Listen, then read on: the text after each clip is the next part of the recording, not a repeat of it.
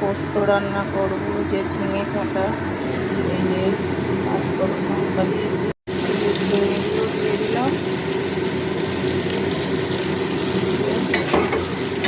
ঢাকা দিয়ে রেখে দিয়েছি।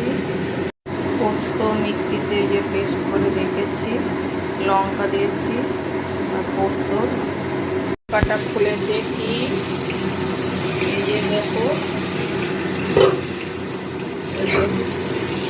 হয়ে গেছে। এদিকে মাছ ভাজছি, কাটা মাছ। এবারে দেখো পোস্তটা দিয়ে দেবো, ঢাকা দিয়ে দিয়ে করে নিয়েছি।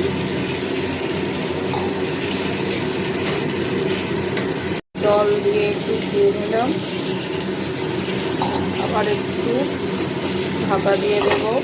ঢাকা খুলে এবার একটু দেখবো। ঢাকা দিয়ে দিয়ে রান্নাটা করবে, আগে থেকে নুন দেবে না, নুন এবার একটু দিয়ে দেবো, তোমাদের ইচ্ছা মতো নুন দেবে। তোমরা যা আর হলুদ দেবে না, তাহলে টেস্ট ভালো হয় না।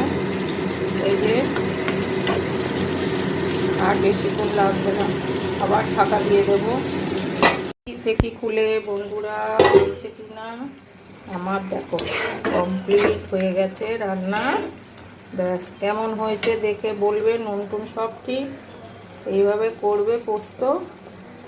টাটা।